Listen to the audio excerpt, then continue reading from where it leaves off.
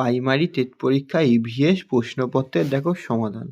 তাহলে 121 নম্বরটা দেখো। 121 নম্বরে বলেছে নিম্নলিখিত কোন যৌগিক পদার্থটি পরিমাপের মাধ্যমে আগ্নেয়গিরি অগ্ন্যুৎপাতের কারণ হওয়া বায়ু দূষণ শনাক্ত করা যাবে? উত্তরটা করবে তোমরা সালফার ডাই অক্সাইড, এই অপশানটা।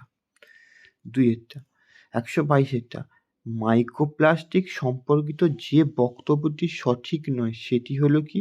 মাইক্রোপ্লাস্টিক, ডি এর অপশানটা সহজ জৈব বিয়োজ্য বস্তু, ডি এর অপশানটা তোমরা করবে।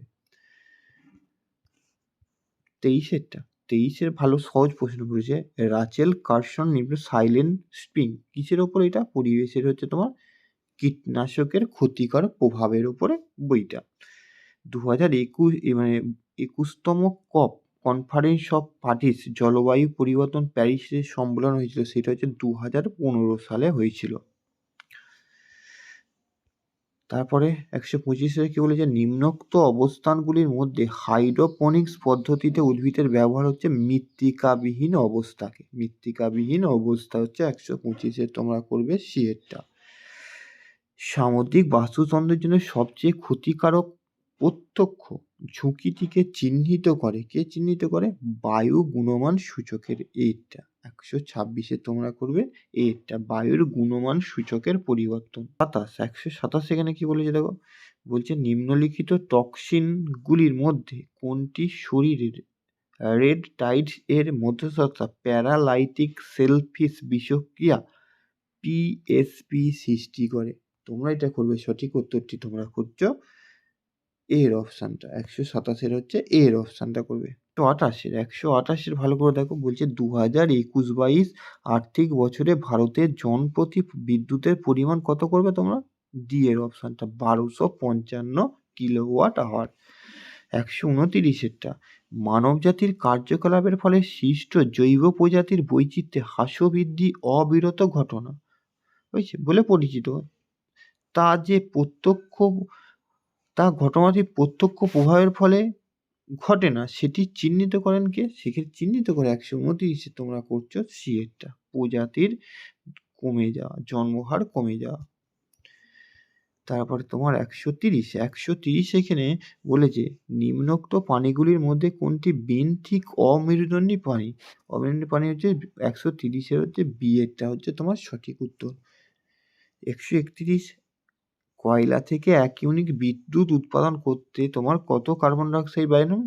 বি এর অপশানটা 2 থেকে 3 পাউন্ড হচ্ছে কার্বন ডাইঅক্সাইড তোমার উৎপন্ন বা নিশ্চিত হবে। কার্বন মনোঅক্সাইড হলো কি? কার্বন মনোঅক্সাইড হলো এখানে সি এর অপশানটা, মানে 3 নম্বরটা এখানেতে 3-এরটা এয়ার কোয়ালিটি ইন্ডেক্সে স্থির করার একটি উপাদান। 132-এরটা দেখো, এখানে 3-এরটা হবে, এখানে 3 মানে শুধুমাত্র এইটাই, শুধুমাত্র সি এরটাই, এই সি এরটাই শুধু এয়ার কোয়ালিটির একটা উপাদান হচ্ছে এইটা তোমার ঠিক, মানে সি এর অপশানটাই তোমার এখানে ঠিক হবে। নিম্নোক্ত রাসায়নিকগুলির মধ্যে কোন রাসায়নিককে সবুজ দাবক বলা হয়? এটা বলা super critical carbon dioxide, D এর অপশানটা। তারপর প্রশান্ত মহাসাগরে এল নিনো ঘটনার পৃষ্ঠীয় জলের তাপমাত্রা কি হচ্ছে? উষ্ণ পর্যায়ে। তোমার 134-এর সময় সি এর অপশানটা করবে তোমার সঠিক উত্তর। তারপরে তোমার 135-এর একসঙ্গে হয়ে যাবে দেখো, নিম্নোক্ত ব্যবস্থাপনা বর্জ্য জল থেকে বর্জ্য অপসারণকে বলা হয় টিকলিং ফিল্টার, এই অপশানটা 135-এর হচ্ছে এ এর অপশানটা করতে হবে। তারপর 136, এই যে ওজোন হোল সৃষ্টির জন্য দায়ী হচ্ছে কোন? ক্লোরিন নাইট্রেট হচ্ছে ওজোন হোল সৃষ্টির জন্য মেরু অঞ্চলে দায়ী। 136-এর তোমার হচ্ছে ডি এর অপশানটা।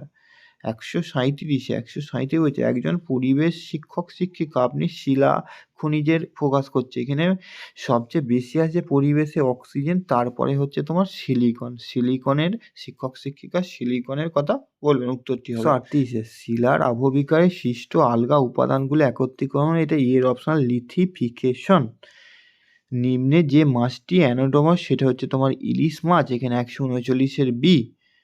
তারপরে তোমার 140 হচ্ছে কি ডেট্রিভোর প্রাণী হচ্ছে তোমার কোনটা হচ্ছে শকুন। এখানে 141 এখানে বলেছে দৃষ্টিগতভাবে সংস্থাক্লিষ্ট কোনো শিক্ষার্থীটা অনলাইন ক্লাস নেওয়ার সময় একজন পরিবেশবিদ শিক্ষকের যথাযথ পদ্ধতি ব্যবহার করুন। এখানে 1 নম্বরটা কথাবার্তা আদান প্রদানের মাধ্যমে ঠিক, অসংখ্য এইটা নয়, সহপাঠীদের ব্যাখ্যার মাধ্যমে ঠিক আছে, মূর্ত অভিজ্ঞতার মাধ্যমে। এখানে হচ্ছে 1, 3 আর 4, 1, 3 আর 4 আছে দেখো সি এর অপশন, আর সি এর অপশনে তোমার হচ্ছে সঠিক।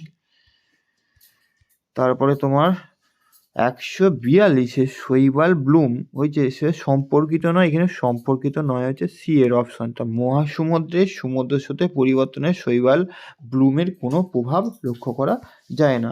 তারপর নিচের বিবৃতিগুলোর মধ্যে কোনটা সঠিক? নিচের বিবৃতিগুলোর মধ্যে সঠিক হচ্ছে 143-এ তোমরা করবে বি এর অপশানটা। প্রাণীদের প্রয়োজন মেটানোর জন্য একত্রিত হওয়ার সাথে সম্পর্কযুক্ত হচ্ছে বি এর অপশানটা সঠিক।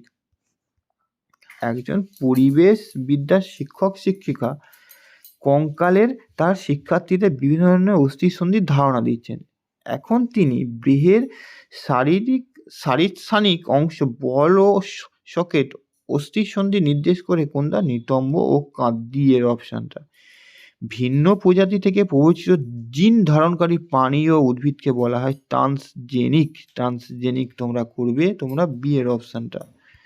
তারপরে 145 ভালো করে পড়তে হবে, অনেক বড়। 145 বলছে বাক্যগুলি পড়ো। এ দিয়েছে প্রাথমিক স্তরে পরিবেশবিদ্যার বিষয়ে পরিবর্তে ভাবমূলক এবং সন্নিবেশিত হয়েছে, আর যুক্তিটি দিচ্ছে ভাবমূল্য নির্ভর পরিবেশবিদ্যা শিখন বিষয়ভিত্তিক ব্যবধানকে অতিক্রম করে সাহায্য করে এবং সমন্বয় ধারণা এগিয়ে নিয়ে সাহায্য করে। এখানে তোমরা করবে বি এর অপশানটা করবে হচ্ছে সঠিক, বি এরটা। এখানে হচ্ছে বি এর অপশানটা তোমরা করবে এখানে 146 হচ্ছে বি এর অপশানটা হচ্ছে তোমার সঠিক। 47 কে বলেছে 47 পরিবেশবিদ্যার শিক্ষক হিসেবে আপনি সুন্দারল্যান্ড হচ্ছে, এখানে সুন্দারল্যান্ড হচ্ছে আন্দামান নিকোবর দ্বীপপুঞ্জটা, এখানে সুন্দারল্যান্ডের বায়োস্ফিয়ারের মধ্যে তোমার এখানে হটস্পট, সুন্দারল্যান্ড যে হটস্পট এই নিকোবর দ্বীপপুঞ্জের মধ্যে অংশবিশেষ, এবং ডি এর অপশানটি তোমার এখানে সঠিক। 148 বলেছে নিম্নোক্ত কোন দুটি মস্তিষ্ক মানুষের গ্লোবাল পজিশনিং সিস্টেম হিসেবে কাজ করে? এখানে এ অপশানটা করতে হবে, এ হিপ্পোক্যাম্পাস এবং এন্টারহিনাল কর্টেক্স। 149 বলেছে এখানে একজন পরিবেশবিদ্যার শিক্ষিকা বিভিন্ন প্রাণীদের প্রজাতির বিপন্নতার কারণ নিয়ে বিতর্ক সভায় প্রয়োজন করেন। তাহলে গন্ডার টন্ডা এখানে দিয়েছে নিচে আনুমানিক, এখানে ডি এর অপশানটা করতে হবে।